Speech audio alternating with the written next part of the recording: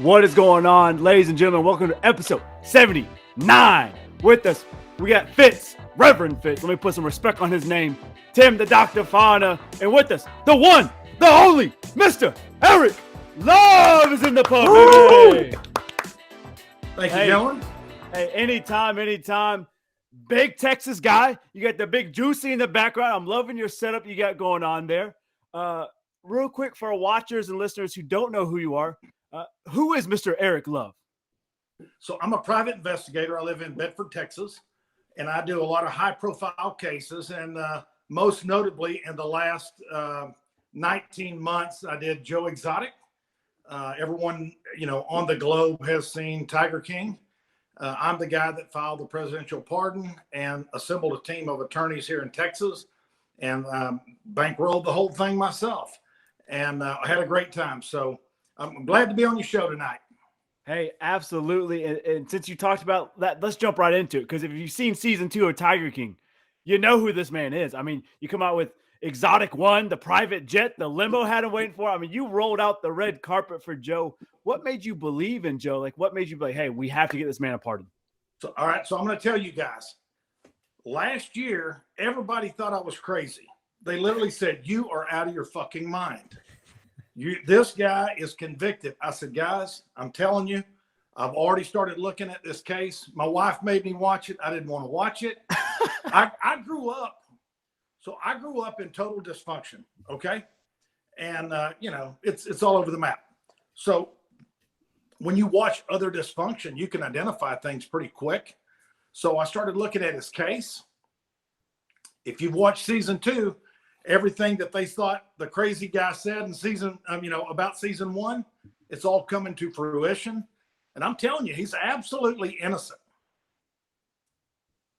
Yeah. Hey, I'm with you. Like you said, if you watch season 2, everything's kind of unraveling. You're absolutely right. Yeah. That's wild that your wife gets you involved, and all of a sudden you're bankrolling this whole thing for him. Yeah. Wow. Hey, it made 2020 go by real quick. You're about the only person in the world, but hey, I don't blame you. How was that filming for Netflix? How was that whole process for you? So I'll tell you, everybody has their own opinions of when you film something, right? I enjoyed it. And I'll tell you, Rebecca Chaiklin and Eric Good and their partner, they've all been great to me. I have zero complaints. I thought that they told a great story. Going into season 2, began to really show the meat and bones of a case and kind of what this all generated where it all started. And I enjoyed it. Can it be a little bit of an ass whipping? Absolutely. But at the end of the day, I want you guys to remember, if you were incarcerated and you were innocent and you have a team on the outside that's working to prove that makes that a little, not great, but it makes it a little bit easier to swallow. At least I've got somebody working on it. Hey, absolutely. You got someone in your corner. You got a team supporting you. Absolutely. That makes everything better. Yeah. No, it's just wild that you've funded this whole thing. You've done all of this. How has your life changed after season 2 has come out? Or if anything has changed? No, it's still a shit show, man. So the one thing that I like people. I'm very much a people person. So it doesn't matter if it's going to be 2022 or 2030. I'm still going to do what I like doing. I enjoy people. And if I can do something to, have a good time and make a life legacy for myself, to me, that's what's important. So what's changed for me from last year? More restaurants are open. That's about it. Yeah, absolutely. So, you've had this awesome little story, but what got you into private investigating? What got you down that path? So I don't know if anybody can identify with this, but I looked at my life growing up, graduated high school. I did not want to go to college. That wasn't my thing. I didn't have any money. And so I got a job at the jail, Tarrant County Sheriff's Office in Fort Worth, Texas. Started working in the jail, driving the prison bus, moved into extradition, kind of found my place, began to kind of discover the human that I am. And I always felt like I was meant for more. And a lot of times, if you're from a town that, maybe there's quite a few underachievers in it at that moment, those people can identify with that particular statement. I went to the police academy, and oddly enough, I graduated pretty high in my class because I was interested in it. Now, I wasn't interested in To Kill a Fucking Mockingbird, reading the book. You follow me? And writing a page about it. But I was truly interested in everything in the police academy, and I did very well. Went into patrol, worked out there, and really found my place, because you can really make or break someone's entire life. Let me tell you what I mean by that. I stop a car, out on a freeway one night, or in a residential area, and let's say the kids made a bad decision. I can identify with that bad decision, because guess what? I probably made the same one. So have y'all. Yeah. You give that person a little bit of grace and a little bit of mercy, and you tell them, hey, I better not catch you doing this again, because this truly will fuck your whole life up. It really can. And people don't understand that when they're in the moment. But when you start filling out a job application, have you ever been arrested? Have you ever been convicted? Do you have any felonies? That 18-year-old date kind of comes back to those kids' mind. And I'll tell you one thing I do love. A lot of those kids are on my Facebook, my social media now, and they always send me a message. Man, you have no idea. Thank you so much. To me, that's the gift right there. Yeah, absolutely. So, we need more people like you in the world. There's there's millions of me out there. Just the news media only choose to show you every sorry person, right? There's exactly. A lot of great people, but to get to how I got into private investigating, a person called me and said, man, would you look into this? I can't figure it out. And they were a private investigator. And I thought, well, God, that guy's not very smart. I can do that. So I submitted for the credentials, got them. I've been a PI now about 15 years. And I've been real successful at it. And I think what's great about that is if you do find something that you like and something that you're actually good at, because I wasn't good at a lot of things. I can't build anything. I have to hire everything at my house done. I am not a maintenance person. I love cars. I can't fucking work on them. Thank God, God blessed me with a wallet. Yeah. But that's how I got into it. I started with one case, and I worked everything from big corporate cases to diamond heists in other countries.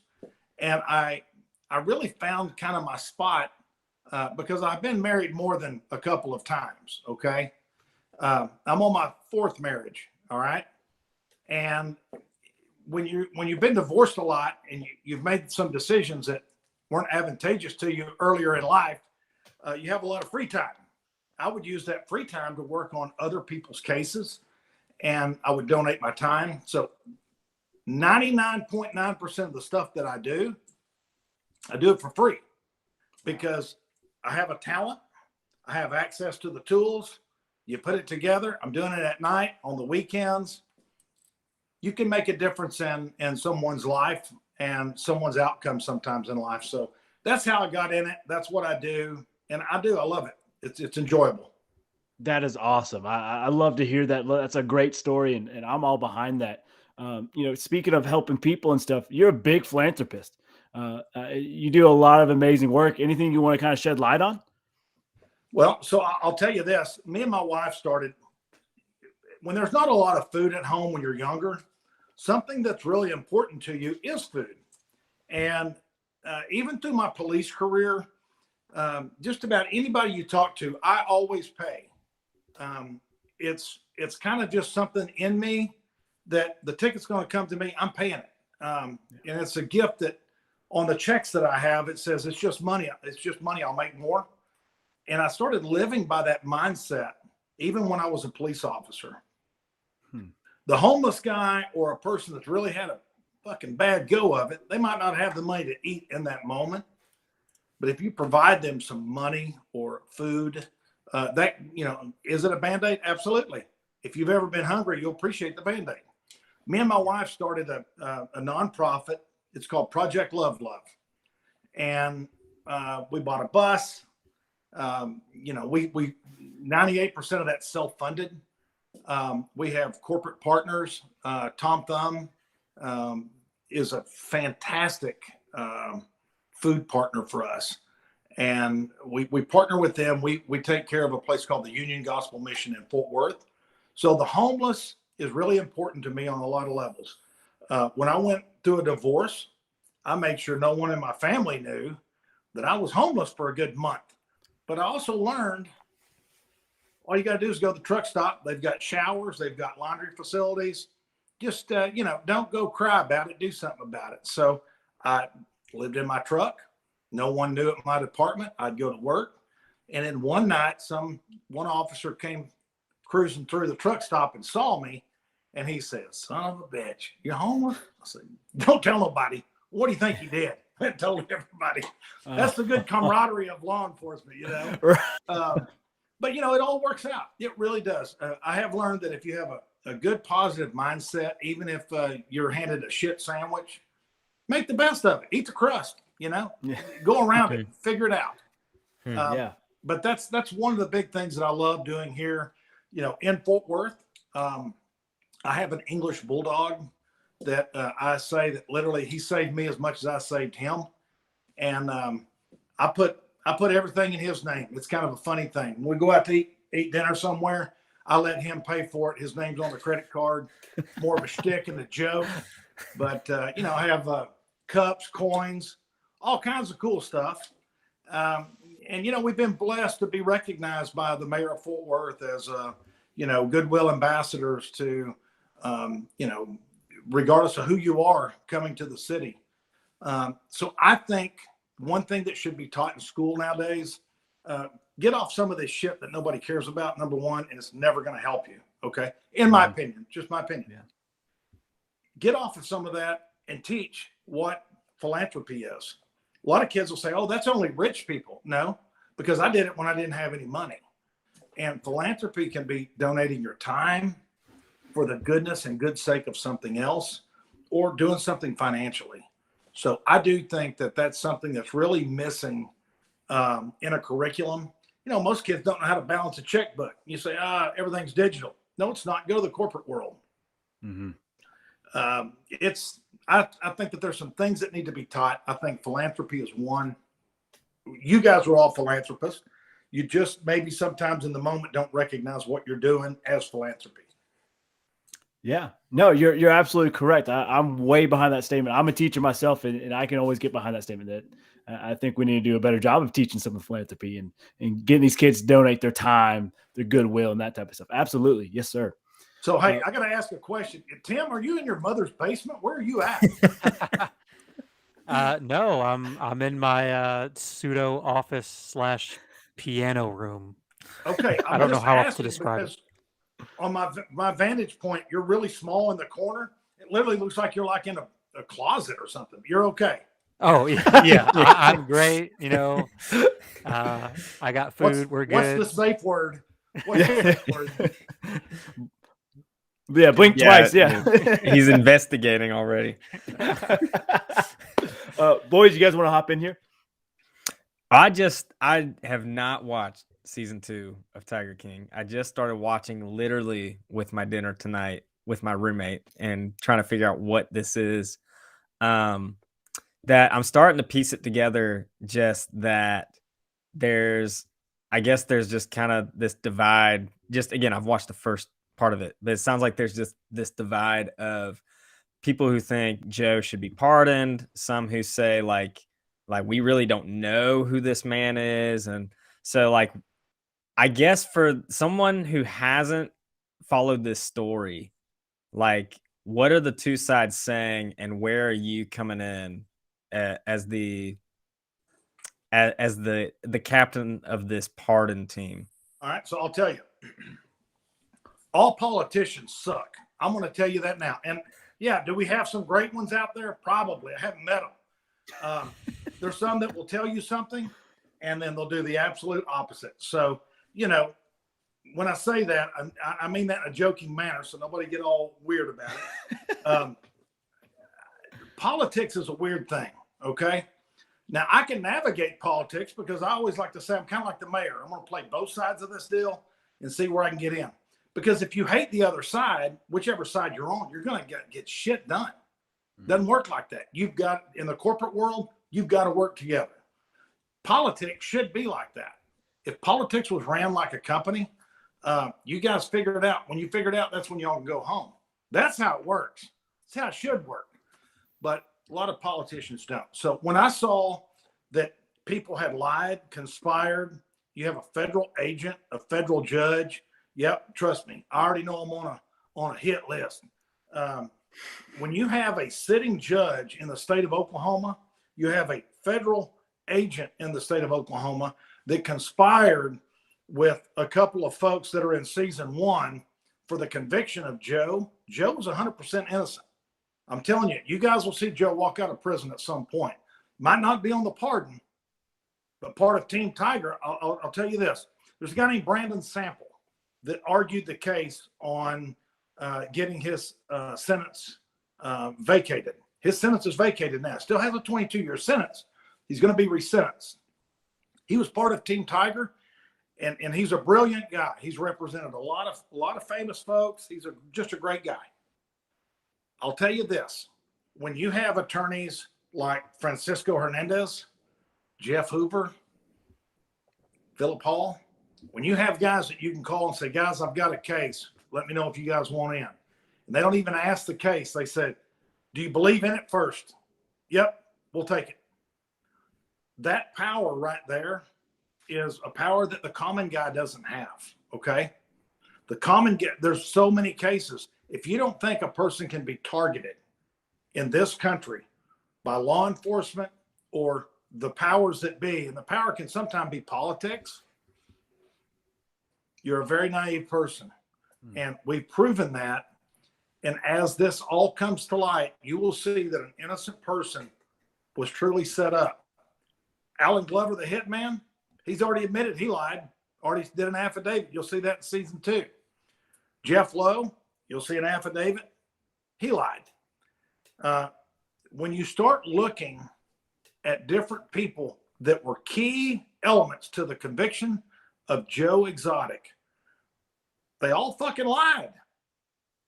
And if you were the guy, think about if you were that guy. If you were the guy that everybody lied against and they got a conviction and they went off and they're in prison, this crazy show comes out. It's made you a little celebrity, maybe in your neck of the woods or whatever. And now they're benefiting monetarily from it. But the guy that didn't do anything wrong is sitting in prison because they all lied against him. And just to go one more step on this, you'll see in season 2, Joe Exotic was very, very vocal. Now, I'm not saying he's a saint, okay? I'm saying he's not guilty of what they convicted him of at all. What I am saying is he started getting really close to Carol Baskin saying she killed her husband. Now, I don't know what y'all think. Y'all watch season 2. That'll give you a little insight. There's plenty more where this came from. I will just tell you this. When somebody gets too close to something, what happens? They can get put in timeout. That's exactly what happened to Joe. He got too close to unveiling something, and boom, he gets convicted and set in prison. Yeah. I mean, that whole Carol Baskin story of the season 2 and the husband going down to Central America and stuff, it is wild. And I think you hit the nail on the head there. I think you got a little bit too close. And I'm with you. Yeah. And, so there's something that I don't do. I don't talk bad about other people. If I can prove it, I might bring something to light. But I'll say this. I know that if my spouse was missing, man, I'd be the biggest advocate for her. I want to find her. Mm-hmm. She wasn't an advocate for Don Lewis. You follow me? Yeah. In season 2, you'll see that the signatures are forged on affidavits for notary. So that's interesting. Let me just tell you something else. Carol has a brother that worked for the Hillsborough County Sheriff's Department that's unaccounted for the night that Don supposedly went missing. He supposedly was on shift with an arrest at the jail. There's no record of it. I'm not saying it. Y'all are thinking it. I'm just saying. Yeah. Fitz, I can't wait for you to dive into it, man. Can't wait. Tim, anything to ask? Yeah, Eric, it's great to kind of get to know you outside of the lens of TV. Bringing it back to sports, did you play any sports growing up? And if you didn't, what was, did you have any interest in sports, anything like that when you were being raised? So I'm going to tell you this. You guys are going to hate me for it, but professional wrestling is a sport. Okay, that's the end of the story. We're Yeah, all yeah. for it. We are all for it. Who's your guy? I even got my belt right here. Okay. Yes. No, I'll tell you, we didn't have any money to play sports. Okay. Mhm.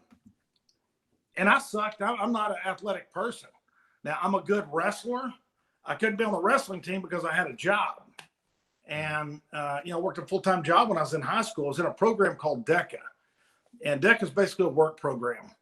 And if you were in it, that guy's going to work to help pay for the light bill or groceries or, whatever. So I was in a work program. I enjoy sports. I have a daughter, Gabby, that is actually instrumental in me actually being involved in this case. She was a full ride scholarship sand volleyball player at ULM out in Louisiana. Wow. They had Nice. been to the zoo, and Joe was very nice to them way before this Tiger King show, and years before. It's 2017, maybe 16. And Joe was very nice to them. So when this came out, she told me, "Hey, Dad, take a look at this." So I did. But my daughter Gabby's very athletic, full ride scholarship, sand volleyball. My son Chase went in the 82nd Airborne in the Army. Wow. Everybody calls him the Beef Bus. He's in season 2. You'll see him. He's 6'2", 240, all muscle. But me, man, I was the guy that worked all week. And on Monday night, they filmed Saturday Night Wrestling. Okay. And where I live, here in Fort Worth, I would buy a ringside ticket and go sit. And man, that's the glory days because my dad took one from elementary all the way on. And then I was lucky enough to, there's a professional wrestler named Gary Hart that's passed away. But I was fortunate enough to mow his yard when I was 14 and 15. And hey, that was freaking pretty awesome because he paid me, back then he'd give me $25. It was a tiny yard. It was all concrete mostly, but it was kind of cool. He'd say, I see you Monday nights ringside. He made sure I always had good money for that ringside seat. So it was kind of cool for me. So to answer your question, I really suck at athletics. I like watching soccer a little bit because those fucking guys run a lot. But it's boring. To me, it's boring as shit. Okay. Baseball, my future son-in-law, Gabby's fiance, he's a pitcher, full ride scholarship pitcher. And when I first met him, I said, "Look, man, I can't go to it. I get sleepy. It's boring to me. It's slow." Go to football. Now, I like college football. I think the NFL, it's hard for me to swallow. I'm going to pay $500 for this seat to go watch that guy that's making, $55 million. It's hard for me to swallow. So I like college ball. I like the Sooners, man. I'm a Sooner guy. I'm disappointed right now. And coach. Yeah. Shit out of him. But no, I'm not athletic, man. Not. Okay. Do you have a favorite all-time wrestler? Fuck yeah. Got him over here on the wall. So back in my day, okay, there was a guy, Fritz Von Erich. Okay? Yeah. Hey, man, I got in trouble one time. I told the lady at school, it's before all the internet and shit, a different time. Told her I had a funeral to go to. And so I went to David Von Erich's funeral. Well, the rule at school is you got to bring this invocation, I think is what it's called. When you go to the funeral, it has a dead person's picture on the front. You open it up, all the shit. When I took that to her, she couldn't get a hold of my mother. And she said, "This is not family." I said, "It's my wrestling family. Hey, I already went to it. I'm good." And I ended up getting suspended for 3 days, but hey, who cares? Wow. Yeah. Wow. Have you seen the Dark Side of the Ring, the Von Erich family? I have. Awesome documentary. I'll tell you what's crazy. When I was a patrol sergeant at the sheriff's office, so part of the Tarrant County suburb is Keller, and Carrie and Kevin lived about 3 houses apart. And, I got to know them as I became an adult. I was still big fucking fan, right? But boy, I tell you what, that's a real sad story, man. Yeah, It's a absolutely. sad story. Oh man. Yeah. Hey, all right. You talked about Oklahoma. I gotta get your opinion. I know you're a little pissed off about this. Yeah. We got paid $110 million. I don't fucking blame him. Yeah. Okay. All right. That's what I'm getting at. All right. Hey, people always say, "Oh, you got to be loyal." How many zeros? Fuck it, I'm gone. Hey, exactly. Yeah. I get it. I do think that they need so I was a Barry Switzer guy. I like a guy that will get straight off in your ass, let you make you feel. Just to me, that was old school. Yeah. That's the kind of coach I like. I would love to see a young Barry Switzer in there if they could find one. That would be awesome. Yeah, I love Barry Switzer. I mean, he's someone that probably our listeners and watchers don't know who they are or who he is. They need to go just watch it. I mean, just watch how he used to coach at Oklahoma. Because you're right. He's putting a foot up in the ass and you're going. But you know what's crazy? When people say, "Oh, where's your heart at?" You look at that person and go, "Motherfucker, you would have left for probably 20% of it." Right, yeah. Mm-hmm. So I'm glad for him. I'm glad for him financially. I'm disappointed because I was really hoping he would be there at least probably another 5 years. Because I'm a Stoops guy. I like Stoops. I thought he did a great job. I like college ball. I like watching them. The majority of my family lives in Oklahoma. So I have some cousins that played in the Pride, the band. So I have a lot of ties there. I have been watching UTEP out in El Paso. I fucking like them. Okay. Yeah. Now I don't like those guys up in is it Montana or Wyoming with the blue field? That's Boise. Yeah. God. Yeah. Hey man, whoever thought that was a good idea, and they need to fire that cat. It's so hard to watch on TV. Am I right or wrong? You're definitely right. Yeah, absolutely. You're right. I think it was East Texas has a red field. There's some of these people it sounds great on paper, but then when you see it on TV, it's like this is mind numbing. I can't do it. Yeah, I'm like, what fucking genius thought of this? It's terrible. Now, I have been following SMU a little bit, but that conference is not good. There's no hot teams in that conference. I went and watched them a couple of weeks ago, and man, they're hot, but man, they're not playing anybody. Yeah. I mean, yeah, you're absolutely right. There's Cincinnati, and that's it. It's SMU. It's tough. Yeah, you're right. That conference is pretty dog shit. But. Hey, let me ask you a question real quick. What do you think about the Patterson firing or departure, TCU? Yeah. Man, he's been there for so long. It really shocked me. I don't know who's going to replace him. That's a tough sell. That's a tough one, but guess what? It's time to go. In my opinion. Yeah. It's you thought he did private business. If you're a person that has results, you fucking stay. Yeah. We talked about this last week. It seems like college football is more cutthroat than NFL with coaching. Yeah. You lose to your rival, you're done. You lose to a piss poor team, you're done. Like there's no room for error. And I think you're right. What's funny, people will say, "Oh, the Denver Broncos are 4-4. They're playing the Cowboys." That's who beats the Cowboys. Not the hottest team going. It's the mediocre 50%ers. That's who beats the Cowboys. And now everybody's got COVID, and they're probably. I think they're going to use that as an excuse to suck the rest of the year myself.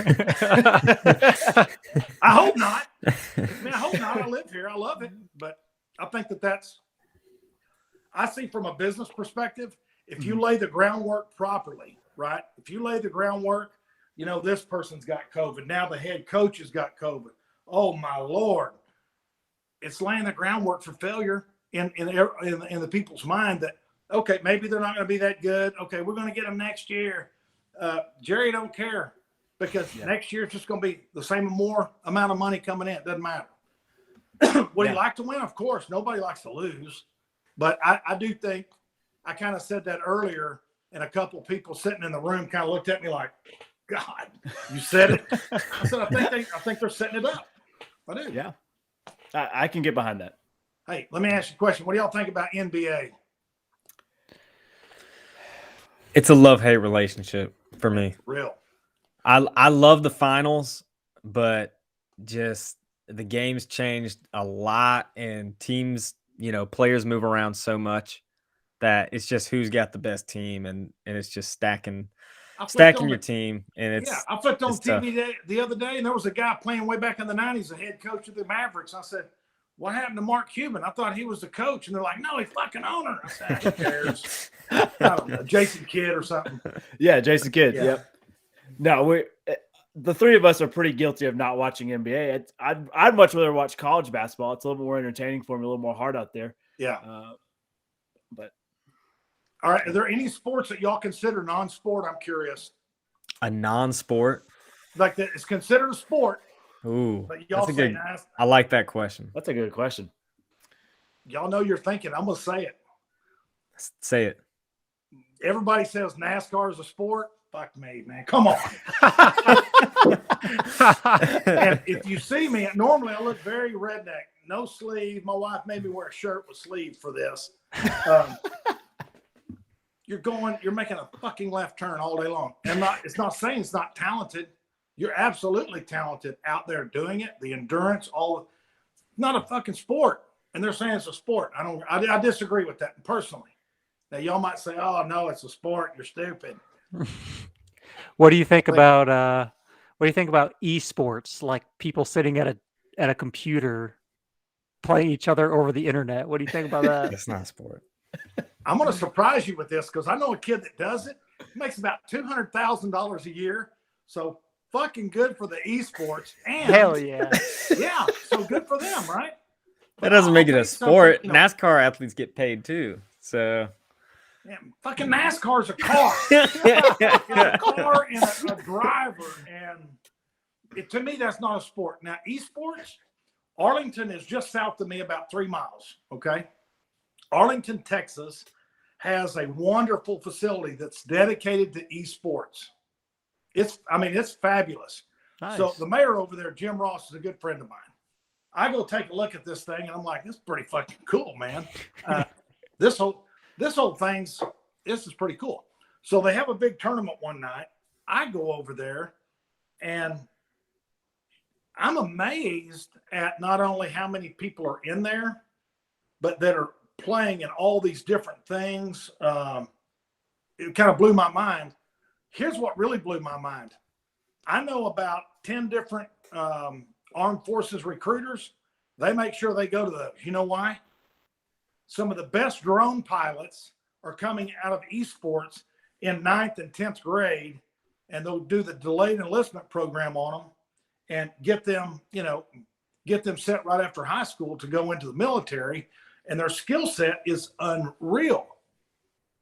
So I think esports is pretty badass. I can't play it. I tried to do a bowling thing one day with these goggles. It made me fucking dizzy. I can't do it. I'm going to sit down and have a cigarette. Hey, you just said my answer was going to be bowling. I don't think bowling's a sport. Man, I got to agree with you because, I know this guy. God, man, he's going to kill me if he sees this. I know this guy that literally ever since I've known him, he's on a bowling league. Well, he's been through at least 3 wives, I know, because he's boring. All he wants to do is bowl.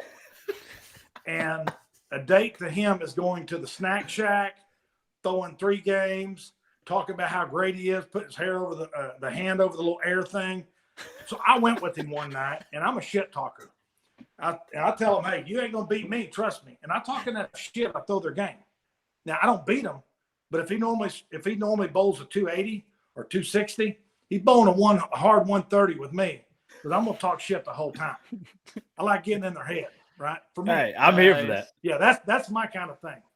And, yeah, I'm going to say bowling's not a sport either, man, because my buddy, he's built like a bowling pin. It's not a sport. Yeah, exactly. I was thinking about you have to physically train yourself to play a sport. Even golf is a little borderline for me, but you do have to walk the course, and you do have to you have to do something. Bowling, you literally just sit, stand, and move your arm. That's it. And so I'm like, that's like horseshoes, or that's like cornhole. You know, that's like Okay, hey, I got to ask you this. This is so stupid to me. I watched the best brawl I've ever watched on YouTube the other day. Some guys throwing cornhole.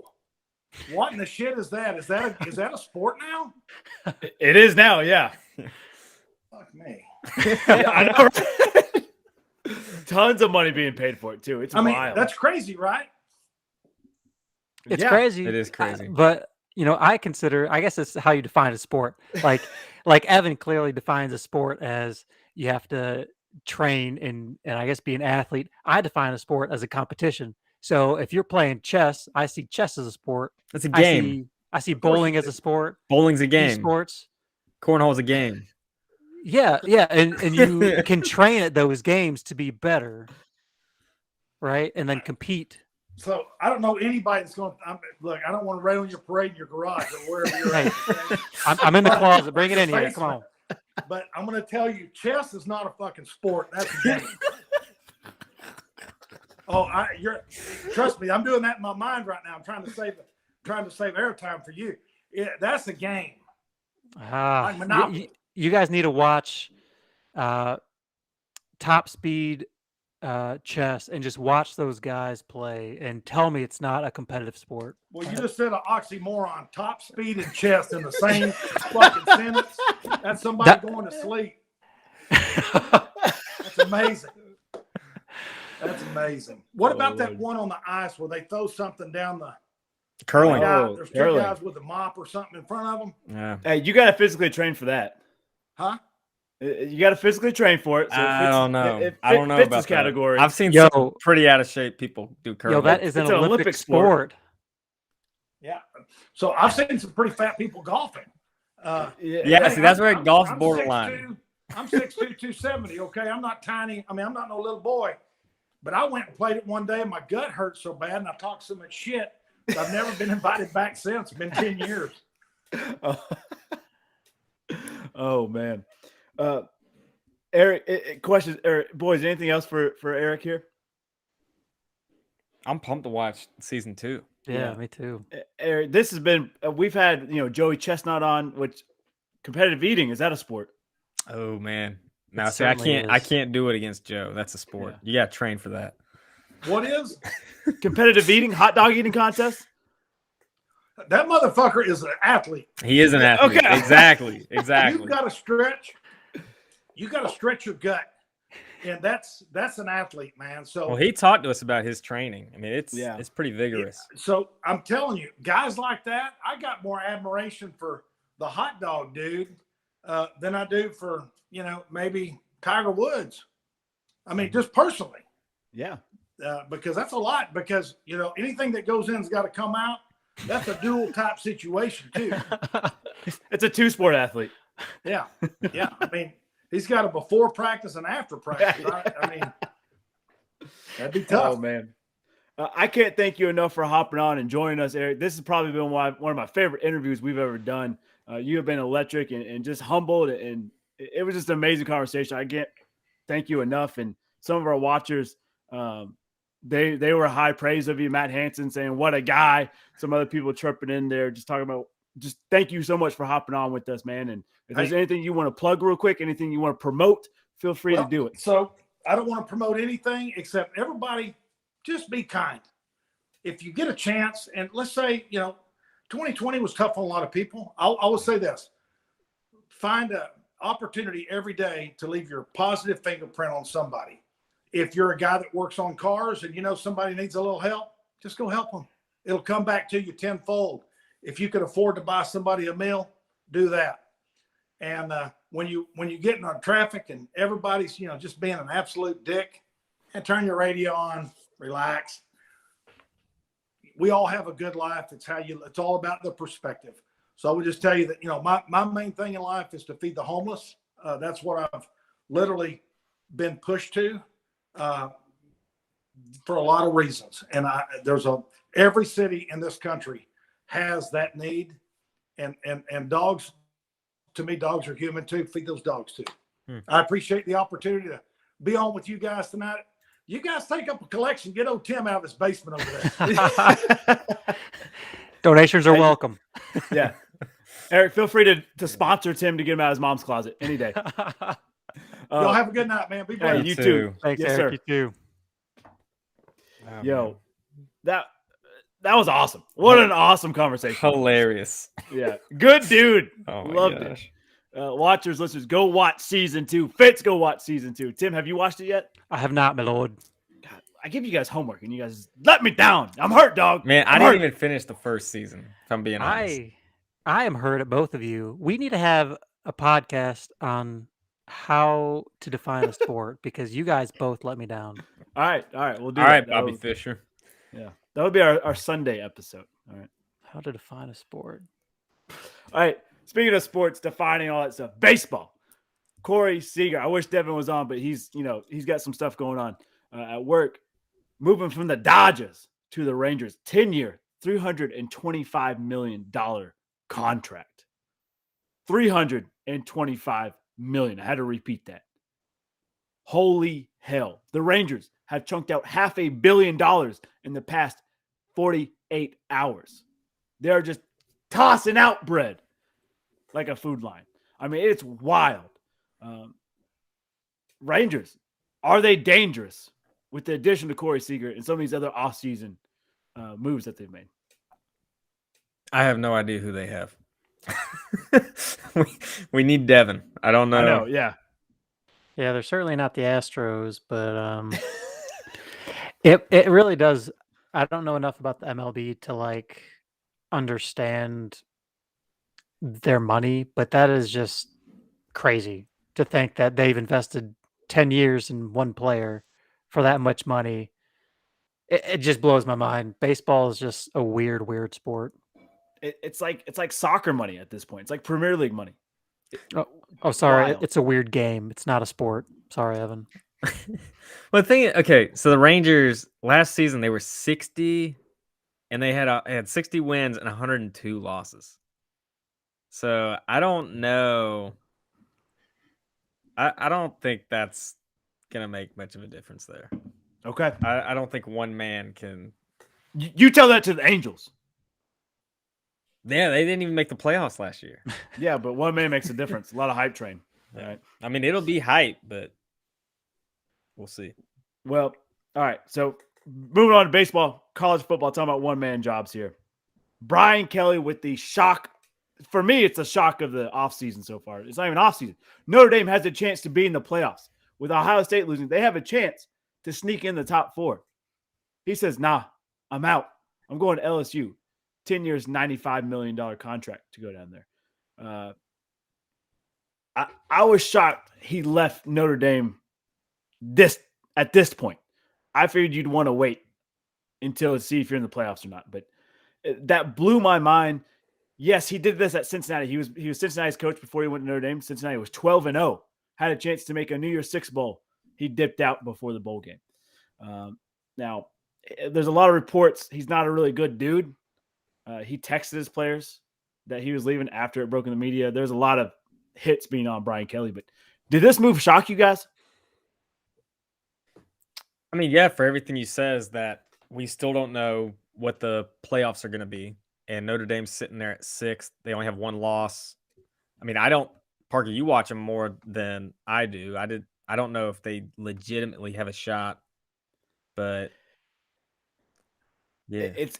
It depends on what happens this weekend. And we'll talk about kind of the conference championship games and how wins and losses could shake them in. But yeah, they have a legitimate shot to get in, depending on how this weekend plays out for them. But man, How long was he there? he was there 10 years, 9 or 10 seasons. It was wild. He grew up in Boston. He is from an Irish Catholic family. So Notre Dame seemed like the perfect fit for him. Louisiana is a different culture for him. This is going to be wild to watch him, like eating some gumbo. He's going to be sweating like a mug. Yeah, the SEC job. I mean, those don't come by easy. So the LSU job that's a cushy job. You know, he's probably just got to see it through. Yeah, I was going to say. Oh, go ahead, Parker. Go ahead. I was going to say this is the end of the path. Like this is like kind of the pinnacle of what a college coach would want. I mean, yeah, you're leaving Notre Dame, but like I mean, like Evan said, SEC school, a rich history. I know you're coming from Notre Dame again, but like this is really where the rubber meets the road. Like if he's really a not the greatest person or not the greatest coach for the players, I don't see him being at LSU for very long. So he's not gonna. I don't think he's gonna finish that contract just because I think college ball is so cutthroat. But The other thing I thought of is like recruiting is such a key for college coaches, and if Notre Dame, I know they've gotten some pretty solid recruits over the years, but like it's not like Saban going to Bama was like the best thing because he can basically just get anybody he wants. Dabo kind of had to build that in Clemson. I even think of Calipari going to Kentucky. It's like Calipari for so many years, he didn't have the players, or he could get players, but then to finally be in a place where it's like, oh, I have level playing field with everybody. So I wonder if that's part of it too, is like with how competitive college football is there's only like a few schools that are really gonna get just anybody they want, and LSU is one of those. Is I feel like they can get anybody they want. They just got to compete with like Bama, Georgia, and some of those other dogs. And see, I guess I'm kind of looking at my own bias here because in my eyes, I think of Notre Dame as on the same level as SEC just because of its tradition, its history, and everything it's been through. And they're independent. I think that's what kind of hurts them. What helped them early on recruiting is, hey, you're going to be on TV every Saturday. Mhm. Mama's going to get to watch you because with an NBC deal now, every network has their own, every conference has their own network, all that good stuff. And I think the times have changed. Notre Dame hasn't adapted those changes. But I think you guys opened my eyes a little bit. Yeah. It's just a different time. I mean, again, that was like in that time it was like Notre Dame, USC, Yeah. Miami. Those were really those were kind of the main attractions. So it's just changing. College football has changed. Exactly. I read the story, and we'll move on from Brian Kelly, but Matt Rule and who's the Jets head coach? Salah. Yeah. So they were graduate assistants for Brian Kelly when he was at Western Michigan. They get a phone call, hey, I'm having a Christmas party. I need you guys to come over. They get there. They have to shovel the driveway and then park cars throughout the night. They're only going to go to the party as graduate assistants. And so, Rule and Shula, they said, hey, we'll never treat people that way. We know how it felt. We're not treating people that way. And so I thought that was a pretty cool story, pretty shitty of Brian Kelly, but maybe I'm burned because I'm a UC fan, Cincinnati fan, and a Notre Dame fan. So maybe I'm just double burned by Brian Kelly. I don't know, but we'll move on. The other big job, Lincoln Riley headed to USC. I mean, I don't know if you guys have seen this contract and everything. He's going to get $110 million plus an extra $1 million bonus because he has 2 homes in Oklahoma. USC is going to buy both homes from him, $500,000 a piece. He gets a private jet, 24/7, all access to it, and he gets his LA home for $6 million. They are throwing money at this guy. oh my god, Yeah, like yes, as a player, I'd be salty that Lincoln Riley's leaving. Like, yeah, all right, F you too, man. But if I'm Lincoln Riley, I'm like, yeah, man, I'm pretty happy. I got Spencer Rattler and Caleb Williams here. I got a pretty good thing at Oklahoma. Hey, we'll give you $110 million. How much? Okay. I don't know, though. We'll give you a jet 24/7. Ooh, I can go back and visit my family? Okay. But I don't know if I'm sold. We'll get a $6 million house, but I got 2 houses here. We'll buy them both. Yeah, I'm headed on there. I'm gone. Like, you can't say no to that. How can you? Golly. I've never seen an organization so shamelessly lay on their back for a coach like that. Like, oh my god, dude. Look at that. That is a crazy tweet. I'm thinking of the Buccaneers did it with John Gruden way back. They traded like a bunch of first round draft picks. They gave him like a king's ransom for Gruden. And I'm just like, at the end of the day, I don't know. Sometimes these coaches, it's a lot for a coach. Like I think sometimes that's my thought. Is it's like this is a lot just for one dude. Like And it's college ball. is Lincoln Riley really worth that much? Now, let's put it this way. All right, think about what he's done with Baker Mayfield, Kyler Murray. pretty awesome stuff to watch them. Or both in the NFL. Right. And back to back though, both have Heisman trophies. He's a proven winner. 5-star recruits within 12 hours of him saying I'm going to USC, they decommitted from Oklahoma. 5-star quarterback follows him from Oklahoma to USC. Yeah, that's fair. Malachi Nelson. I mean, apparently players love him and he wins. So, and USC is no stranger to throwing money at people. I mean, hell, think about those boosters that paid the school to let their kid in, because that was USC at the center of that controversy. So throwing money to them is nothing new to them. Wild. That's crazy. USC's trying to bounce back. They've been out of it for a while, so this could definitely be the resurgence.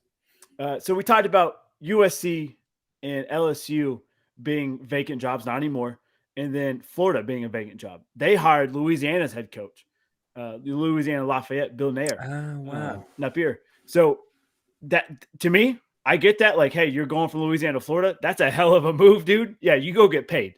I respect that. So is he finishing the season, or they have someone else? I think the players want him to. I don't know.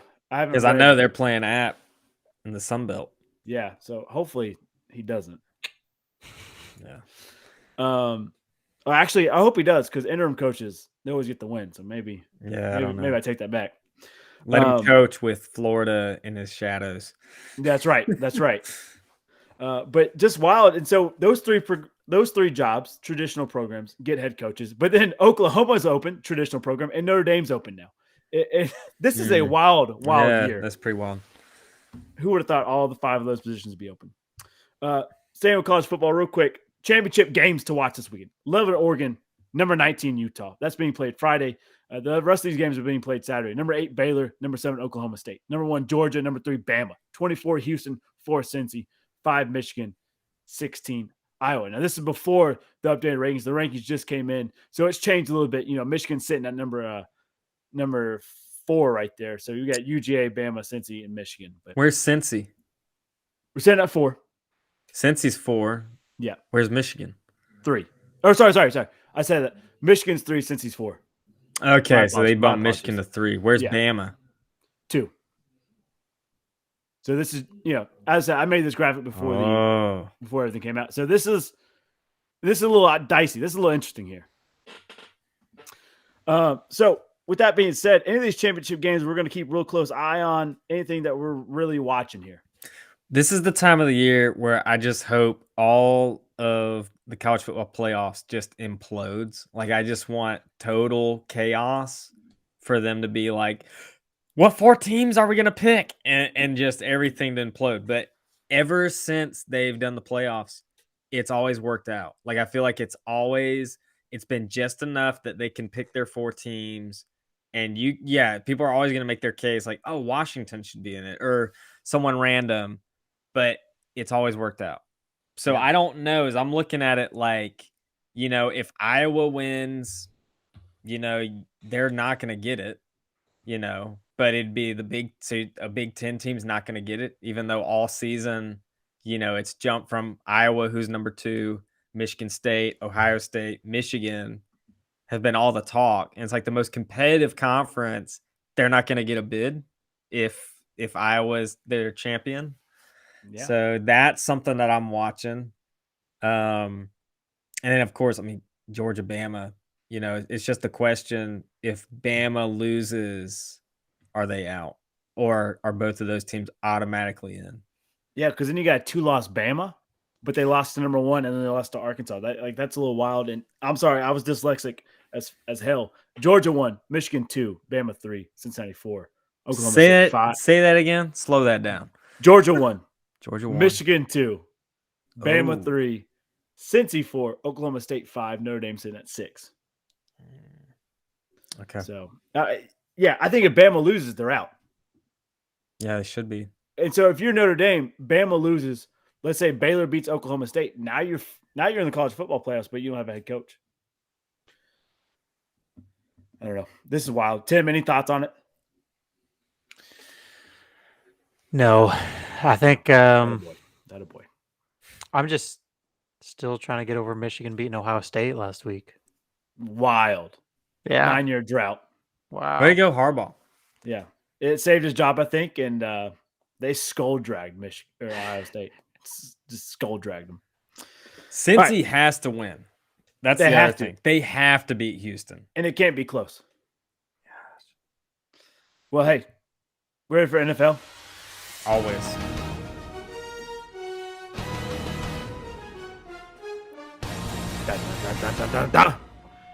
Here's our scores from last week. Had a couple games on Thursday, Sunday, Monday, fun day.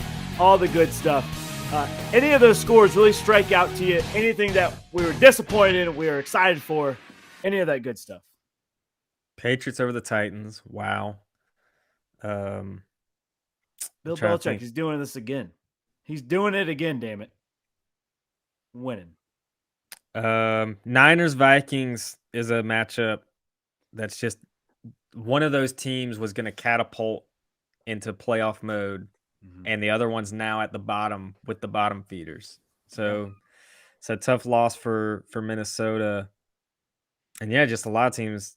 We'll probably talk more on the kind of who's up and who's down, but there's a lot of teams that are starting to put it together. Yeah. Seattle, one of those teams shutting it down. That loss last night, I think that's done for them. And Washington is a team that's up. Now they're up, yeah. They've got a streak going. Tim, I know you're hurt, dog. Yeah, I'm real hurt. But before the hurt, I was impressed with the Bengals, man. You guys mollywopped the Steelers again. You gotta be feeling good about that. Yeah. Feeling great. Yeah, now the Steelers seem to be in disarray, and people are panicking that Tomlin's gonna have his first losing season in forever, and people are like, blow it up, and it's like, oh my god, cool the Jets here, guys. Fan bases that are used to winning are the most annoying fan bases. Hell yeah! As soon as they start losing, it's terrible. Be sucky for a while. Be humble. Yeah, feel the pain. Yeah. I was also surprised at the Packers-Rams game. The Rams just with Cook's gone, their offense is really limited, and then Stafford's not quite playing up to par, and they're not looking great. No, and Tim, your Lions have a better record in the month of November than the Rams do. And the Cowboys. Don't forget that. And the Cowboys, yes, sir. Yeah. We're better than the Cowboys in the month of November. Well, the Rams, what's interesting, and I thought this in the Seahawks game too, is like you look at the names on Seattle's defense, like Bobby Wagner, Jamal Adams. It's kind of like, wow, they should be better than they are. And with the Rams, it's like even more so. It's like Ramsey, when they got Von Miller and all the guys they've got there already, Darnold, Brockers, and they're like okay. Like they're just, and again, they're getting burned on the pass.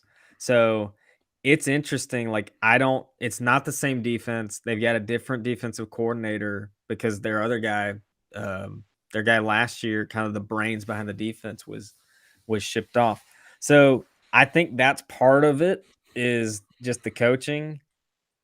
And then, as we were just talking with the offense, and it's just Odell. It's just hilarious how Odell was so hyped to go there. And I don't know if you saw Devontae Adams kind of trolled him because Odell asked him for a jersey, and I can't remember what he said. He said, go ask your boy Cups, and that's where you wanted to go. Yeah, it was so funny.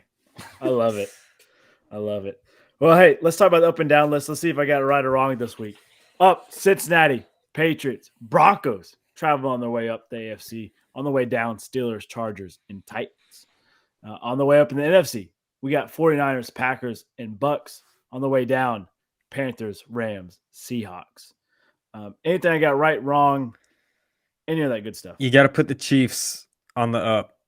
They're moving up, yeah. The Chiefs I could probably have replace won. them with the Broncos. So the Chiefs were 3-4 at one, or no. I can't remember if they were 3-4. They're 7-4 right now. Like they've gotten their act together. They were, I think that's what it was. But no, KC's moved up and they're in striking position to basically steal the AFC and steal the number 1 seed. They're playing really good ball. NFC, again, I would say Washington, just based on this win streak, they're putting it together.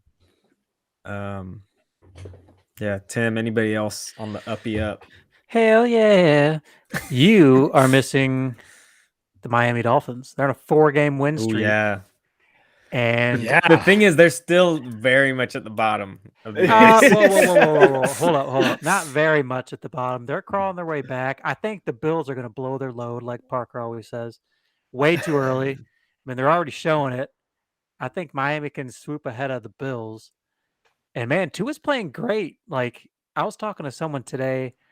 I think I would be really happy if the Lions traded Miami some draft capital to get Tua. Like, I think Tua is a good prospect, and I think this whole Deshaun Watson thing to Miami is really just throwing him to the side. And he's up and down, but he's still a young quarterback. So Yeah.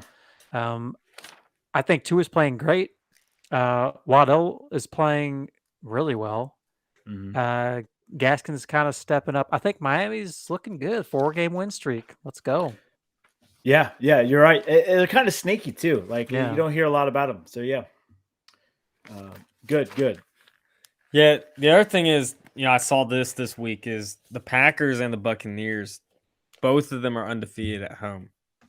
And I just think that's something to keep an eye on, especially as the top of the NFC shapes out. I mean, it's all the Cardinals right now, but if a playoff game comes between Green Bay and Tampa, home field is going to matter. So Yeah. it's just something to keep an eye on.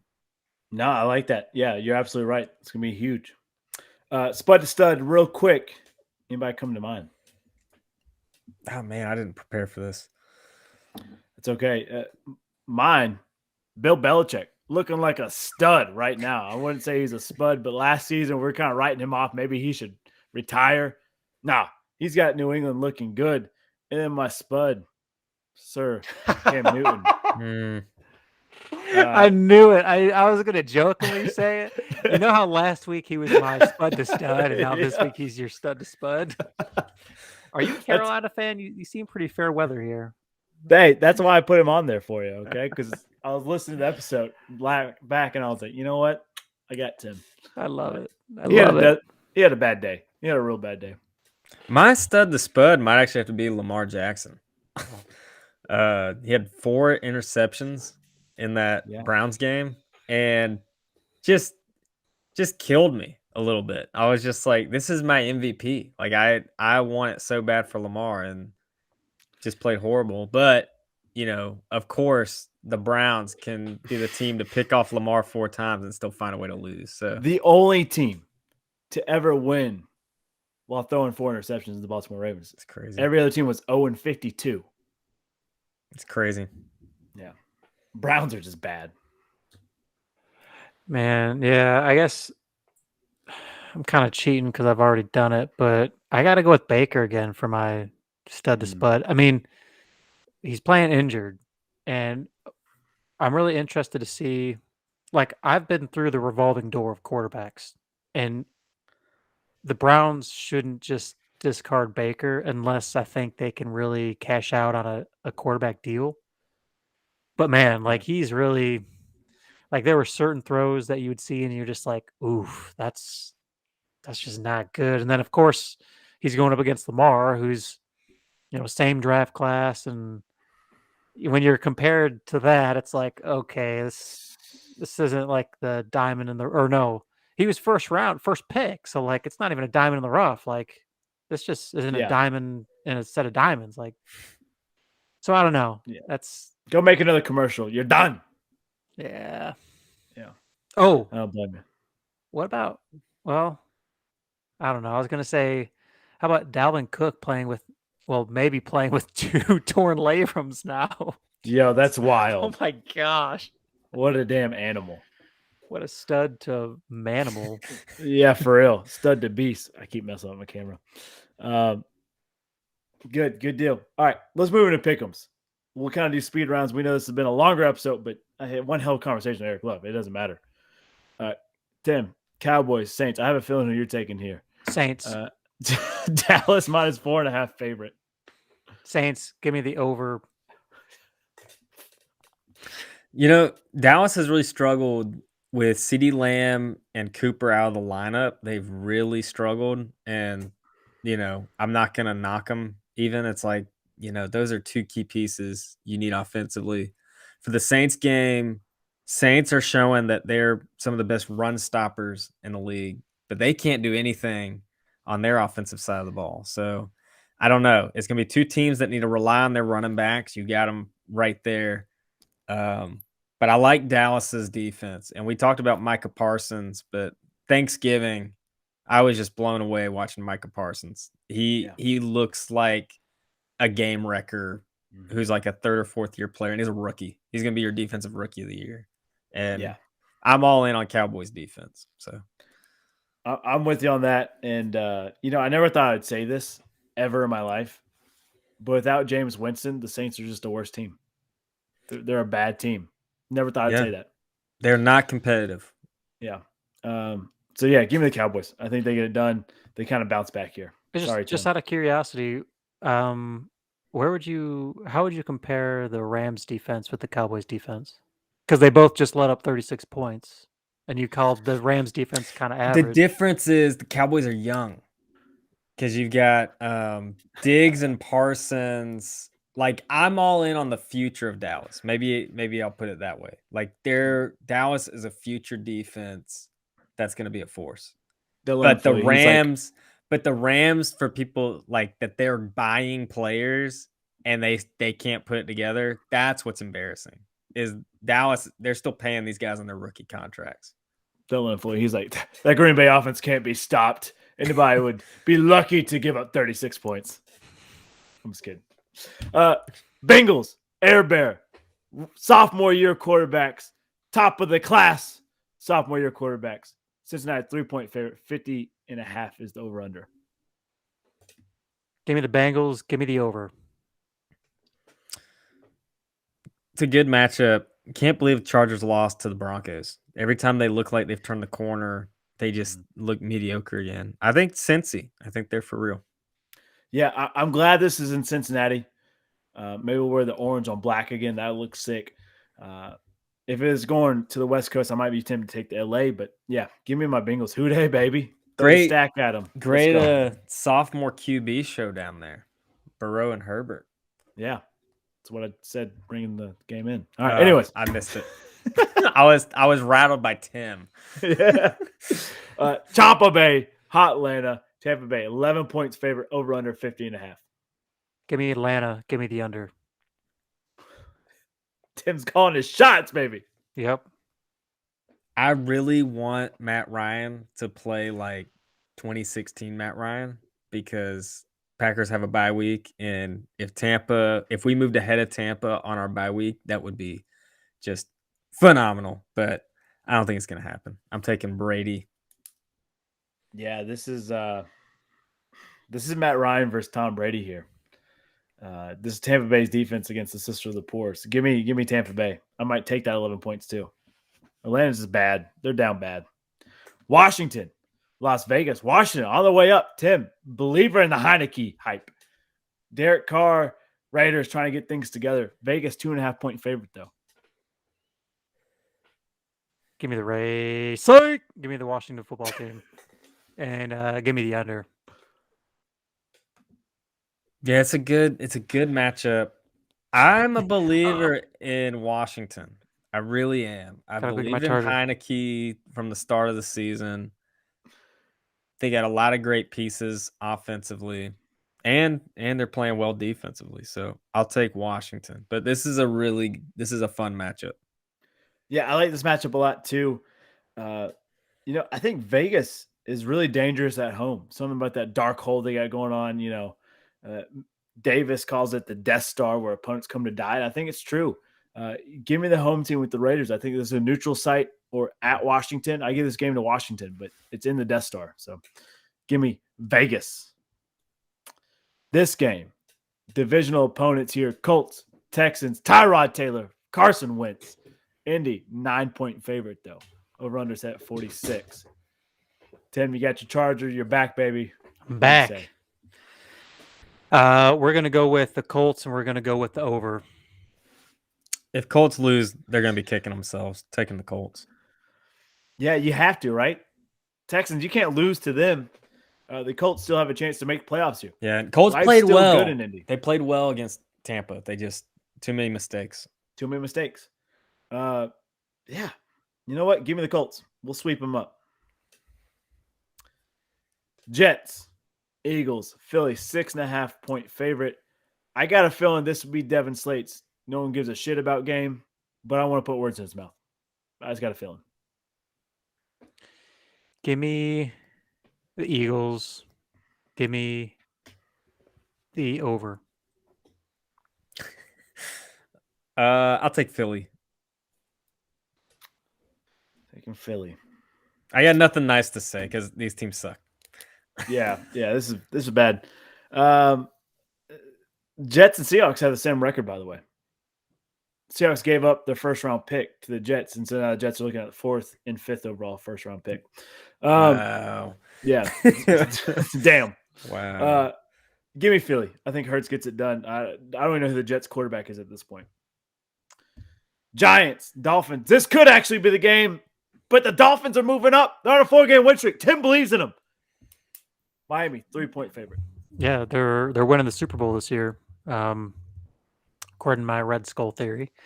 DM me for anyone who wants more details on that. We're going to Fins. Fins, give me the over. I'm actually going to take the Giants in this one. I think Danny Dimes gets it done for some reason. And I know I killed him last week officially, but you just I don't know. can't quit him, can you? I think Saquon, you know what? I think Saquon is going to have a monster day, and Danny he does just enough to get past a shitty Miami Dolphins team. Danny Dimes is that abusive exes. Fitz just can't stop. He can't quit him. I can't. He comes back to him, gets hurt again, and he can't give up on him. Hey, fins up, baby. We're going swimming in Miami. Call it Pitbull. We're having a party. Oh my God. Lions, Vikings. I did mess up on this graphic. Lions are at home. Minnesota's still a 7-point favorite, though. Give me the Lions forever. Yeah, Mike Zimmer's got to be killing himself that they dominated the Packers game, and they dominated the week before that. I can't remember who they beat, but it was Chargers. And it was a game they probably weren't supposed to win. And then they lose to the Niners. I just thought they had a chance to just keep it going. I think they get it back on track, but I think in Vikings classic fashion, this is going to go down to the wire. And then Detroit in classic fashion, they're going to hand it to Minnesota. So it's going to be the Vikings. Sorry, Tim. Oh, man. Kirk Cousins, I don't know if you guys saw it, line up behind his guard, ready to take a snap under center there, goes to his guard. Guard's like, hey, get the hell away from here. It's my no-no square. Yeah. He's got to call HR about that one. Tim, shitty teams stay together. Eric Love called a shit sandwich. We'll at least eat the crust together. Let's go Lions. Thanks, man. I needed that. Yeah. Anytime. Cards, Bears, Arizona, 8-point favorite. Give me. Why are you laughing, dude? Give me the Cards. I think they're going to absolutely obliterate the Bears because they're worthless. Yeah, Kyler's back, and the Cardinals are only, they only have 2 losses and only 1 without Kyler. So they've kept the ship going. I think Kyler's ready to get it back on track and finish the season strong. Arizona. I think Chicago's in trouble. Chicago had it was probably the game of the week against the Lions. I mean, just one epic game, up and down, 16-14. What a hell of a game there, Tim. I know you were excited for it. But then Kyler Murray, I don't know if you guys saw it, tweet out the Thanos gif of him just looking over the Empire and Fields. Thanos snapped out of here. Give me Kyler Murray. He's back. Jags, Rams. Rams need to get a win in November. They need to, but it'll be December, so actually it doesn't matter. LA, 13-point favorite, but LA needs a win bad. Yeah, this is going to be their get-right game. Give me the Rams. Yeah, I just saw Trevor Lawrence kind of struggle against the Falcons last week. I don't know, watching a guy like Aaron Rodgers just masterfully pick holes in the Rams' talented defense. I just think they cause problems for Lawrence. I know they've had some issues, but you got a rookie quarterback back there. I think the Rams can take this one pretty well. Yeah. Urban Meyer likes things falling into his lap. This is not one of those games that are going to fall in his lap. Rams blow him out. Easy money. Ravens, Steelers, Baltimore, 3.5-point favorite over under 44. AFC North grudge match. Both these teams did not look very good this past Sunday, but bounce back for either team here. Give me the Ravens. Pittsburgh needs a total do-over. They need to deconstruct the whole squad, front office, everyone, the whole city. They actually should move cities because they're a disgrace. Give me the Ravens. This matchup, you never know with Steelers Ravens. I'm waiting for Ben to kind of get it together. He showed it against the Chargers before last week, and then golly, just a train wreck against Cincinnati. And I thought the Steelers were gonna be flying and would spoil, but the Ravens. It was one of those games they won where it probably shouldn't have. They probably should have lost to the Browns. I think they come in with a little bit of a flat tire, and I think Pittsburgh's desperate. So I believe in Ben. He's fitted for a gold jacket. I think Ben has a big week. Man, I don't hate your take there, Fitz, but I think Lamar Jackson's going to take this tape. And they're going to hogtie the Steelers here. I think, Lamar Jackson, he goes over to the locker room and says, hey, I need your help. Can't tell you what it is. You can never ask me about it later, and we're going to hurt some people. Whose call are we taking? Ravens all day. I think they blow out the Steelers. If you haven't seen The Town, got to go watch it. Great movie. 49ers, Seahawks, San Francisco, 3.5-point favorite, which I'm shocked is that low because Seattle looks bad. Yeah, this is tough. I want to go with the 49ers, but I think I was watching the game on Monday, and you could kind of see Russ kind of getting back in the groove of things. It still wasn't quite right, but I'm gonna go Seahawks. Oddly enough, yeah, weird. I think Niners are playing. They're playing very competitive. They're right on that spot they need to be to make the playoffs, and they're not a flashy team, but I like them. I think they're well coached, and I think they're playing good football. So I'm gonna take the Niners. Yeah, San Francisco has been deadly, especially at home. It's something about the Bay there to get the fog rolling in. I don't know what it is, but they're deadly at home. And usually I'd say the same thing about Seattle, but this year's a different year. Give me the 49ers on the road. Sorry ass Crabtree. Don't matter. They're getting it done. One of the greatest post-game interviews. And then Broncos, Chiefs, 10-point favorite. Mahomes is back, baby. Denver trying to fight for that playoff spot. Do or die here. Give me the Broncos. I think their defense is just underrated. They're playing good defense, and no one's talking about it. Give me the Broncos.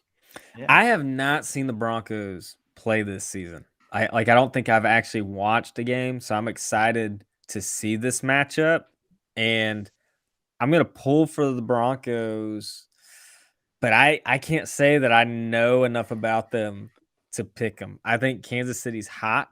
I would be surprised if Mahomes loses, and if he does, that's quite a statement win for the Broncos. So exciting game, but I'll take the Chiefs. Yeah, this is in Chief Kingdom. It's going to be a good game. I think you're right, Tim. That Broncos defense does not get enough respect, and they're going to test Mahomes this week. See if he's really back to having fun or if Jackson's making TikToks again. Give me the Chiefs, though. I think it's theirs to lose. They have to win this game. They have to. Monday night game. This one, all fireworks are off, baby. Here we go. AFC East competitors, Bills, Patriots, Buffalo, 3-point favorite. Bill Belichick, he's got something dialed up for Candy Arm, Josh Allen. God, I can't wait for the Patriots to just expose the Buffalo Bills. They're not a good team. I don't know why people keep riding them. I just don't see it. Give me the Patriots by 100. So Patriots kind of similarly, I haven't seen them play since they played the Buccaneers and they played Tom Brady in the, what was it, the return match.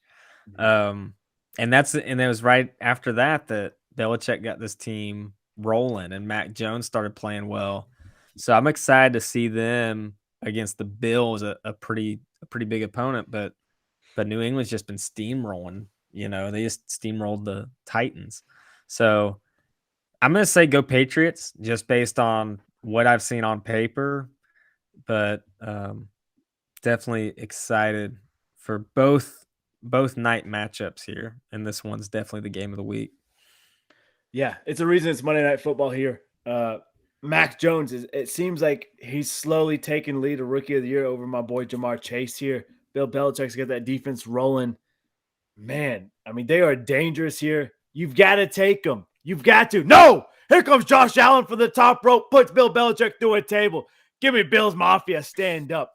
They need this win. They get it done in front of the Mafia. The Mafia. They're doing it, the family. All right, pub parlay, and then we'll get the hell out of here with a random question. What's our bet for this week?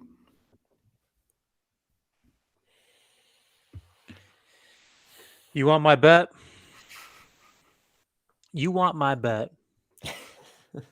I'm going to switch it up this week. You guys have any idea who I'm taking? Not a Cowboys.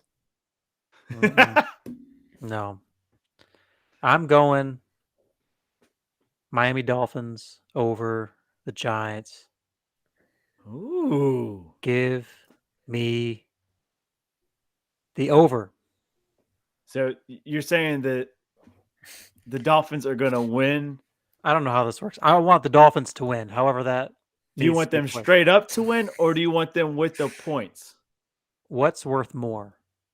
It's about the same. They don't have it on my bookie yet. Okay, then let's just straight up win. Dolphins over Giants. Money line. All right, you got it. I'm going to go college football, I think. Okay. I am torn between do we think Iowa's going to spoil Michigan, or do we think Houston's going to spoil Cincinnati? I don't see either happening. I think Iowa's more realistic, but I don't know. Iowa's not been good this year. They haven't been consistently good. I'm going to say Iowa over Michigan. That's my bet. Now, do you want them with 10.5 points, or do you want the money line at plus 10? I just want whatever's the easiest way for that. Okay, we'll go plus 10.5. I think they can cover that. Yeah.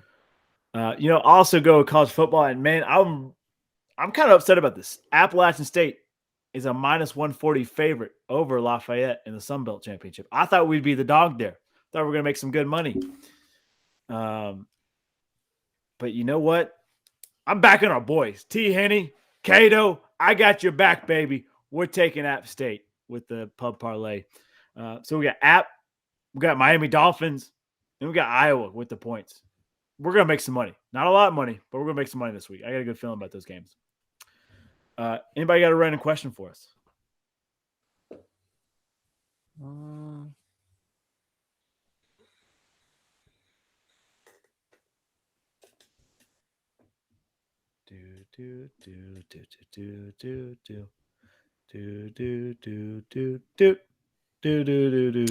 I do remember we talked about this at the wedding. If you could be any type of dog, what type of dog would you be? Whose wedding did we talk about this at? Is it your wedding? Oh, I don't remember that. You may not have been there. I don't think he may have was. been just All our table because you were sitting with your lovely wife. Thank you. Yeah. I can't remember what I said. Probably. I don't know. What's the laziest dog you can think of? See, Look. Tim, I don't think you're a lazy dog. You're like an Aussie blue hiller. All right. Hey, I'll take it. I'll take it. I don't know if I agree with you, but that's a compliment. Yeah. Yeah, I don't think you're lazy. I don't know. I'm gonna say an English bulldog because they're stubborn as hell. And, I'm pretty damn stubborn, and plus that's my favorite dog. So I feel like I'm really curious, so I'd have to be a really curious dog. Probably rely on my sniffer a lot. I'm gonna say a beagle. I think I'm a little because I can be a little bit. I got to be outside. I got to be moving around. Very curious. I can see that. Beagle. I like it. I like it. Hey, good question. Great episode, Eric Love. Go check him out. Go check out his philanthropy work. He's doing great stuff in Texas and all across the country there. And can't thank him enough for hopping on.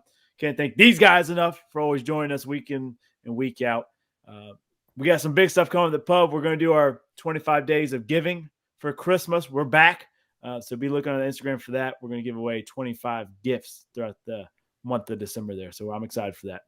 And hey, as always, be a friend, tell a friend, go bet on some sports, watch some sports, drink some beer, enjoy it with friends, spread some good vibes.